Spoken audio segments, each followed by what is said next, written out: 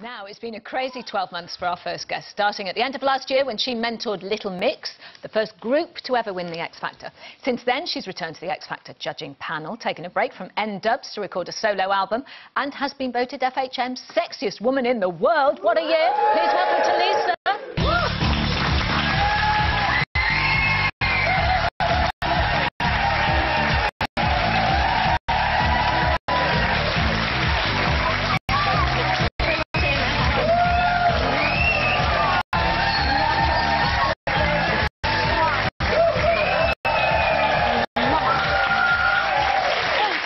What a year! Which was the best bit? Oh gosh, I don't know. FHM. So much Little Mix. Little Mix. Yeah. They are fabulous. We've had them on here as well, singing their new song, DNA. Were they doing their Australian accents? Yeah. How did that feel? Because that was the first time a band has won, is that right? Yeah. Yeah, and it was your act. I know, it was crazy. It just kind of felt like it was meant to be. I knew it was my first year on the panel and I wanted to kind of, you know, prove that I had a right to be there. So to be able to do that was amazing. But they're just such lovely girls and they really did deserve it. So how much work did you do with them then, Tulisa, during the run of the series? Do you know, they were so brilliant when it came to knowing what they were doing, you know, giving the best performance, vocally, even harmonies, that it was more emotional mentoring with them and just kind of like being there for them as a big sister throughout the whole stitch. You sort of became part of the act. You did that number together, didn't you, when you went on the song with them? Yeah. Was that nice? Yeah, it was. Oh, I was more nervous than them. Well, this year's obviously been slightly different. Yeah. For you.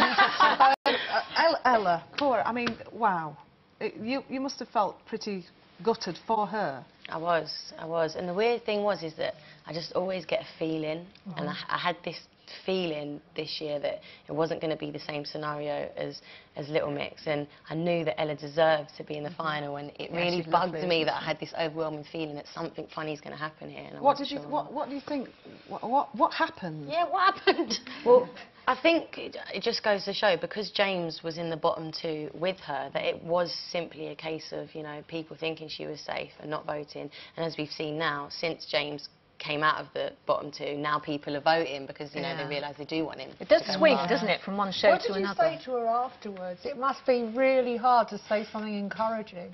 It was, do you know what, the funny thing was, the second I walked into the side dressing room with all her family, before I even got to speak to her, the first thing she said to me was, it was almost like she felt bad for me, she was like, don't worry, and she grabbed me and she hugged me and she was like, I know what I'm doing, this is a good thing, you know, I'm feeling positive, I'm going to go out there and I'm going to do my thing, and she's just ready for it. So she's ready mature for the industry. a 16-year-old girl. Yeah. Unbelievable. Now, Ella's obviously not there anymore.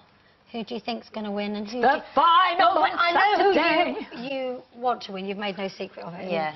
Just for those that don't know, who is that? James Arthur, definitely. Yeah. Who do you think will win? Can I just say, Jane and I think it's Christopher Maloney. Yeah, Don't think. we think it's going to be Christopher Maloney. She knows. I mean, I don't. I literally know as much as you guys. I don't know. Obviously, everyone has this feeling, you know, maybe Christopher will win. I think at this stage, anyone could. Well, we're going on your feelings. If you got it right about Ella, then... I want to ask you about Gary Barlow, because I've known Gary for years, and then I saw what he said about you, and it wasn't the Gary that I knew. I know, it wasn't the Gary that I knew either. Horrible fag breath remark. Where did that come from? Do you know what? The funny thing was he was touching a soft spot, because he knew all the time, like past times on the show, if I'd, you know, gone outside and come back in, I'd always go to him, smell me, Gary, do I smell of any cigs? And he would always go, no, you smell fine. So it's almost like he knew that was my, soft spot. Because he apologised. Oh yeah, he apologised straight after. But what made him say it though? Nerves? I think because at the time I was grilling his act, and he really couldn't come back with any comment. He couldn't think of anything to say. I think deep down he knew what I was saying, you know, was right, and all he could do was just primary school comments. Now, I said when I was introducing you that you put N-Dubs to one side now, and you brought out your first solo album, and this is it. Tulisa, the female boss. Ladies. And you've got a single from this, which is called Sight of You. Yeah, shall we have a little look at it? Yeah, go for it. Here we go. See what he was doing there with the blonde one? I know, that's not on. That's not on. female boss, what's that all about? You have to be in control. Oh yeah, definitely. In some scenarios. I agree with. But do you know what? It started from the N-Dubs days. Dappy and Fazer, both younger than me, both really dominating males, and I'm the only female, not just in between Dappy and Fazer, but surrounded by 20 of their strong, dominating male. And you were 12 entourage. or something when you started? 11. 11? Yeah. That's amazing. And even so, I was still always the boss. So whenever you'd ask the lads, who's the boss, they would all point at me, and it was like me, this little tiny, you know, the youngest one out of all of them. Where do you think that comes from, that strength? Don't know, I guess product of your own environment. Yeah. We were talking about failure and earlier. Is it a sign of weakness to admit you've had failures? Definitely not. Not for me. For me, it's the first step of becoming strong, is to just admitting your faults and mistakes. God, my whole career is based on admitting my mistakes. But you admit them to other people. What do you think inside? I think it's something that has to be done. It's almost like a form of counselling, I guess, saying it out loud. You know, this is my mistake. It's like sitting in a room of people, me knowing my mistakes, everyone else knowing my mistakes, but me not talking about them. It's like the big pink elephant in the room. Yeah. And I'd rather just get it out in the open and go, yep, I know, here I am, and let's all laugh about it and move on. Because you've got quite a tough exterior, haven't you? Everybody Yeah. thinks you're hard as nails, but I think there's a real soft side to you. I'm so soppy on the inside. I am. I'm a big sop. Do you cry at the snowman advert? Do you cry at the snowman advert? I cry at a lot of things. Do you? What makes you cry? Do you like a big weepy girly film, or?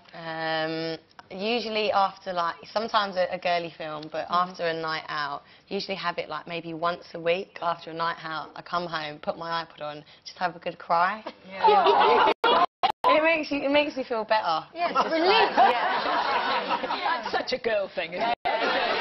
Colours music that makes you cry, is that what you mean? I'm not gonna lie, a couple of times I've listened to Rule the World crying my eyes out. It's when you said you go home. Have you got a new house? Is that right? We read about it somewhere. Yeah, I've got a new house. Wonderful. Is it a big posh one? Is that true? Yeah. Is it?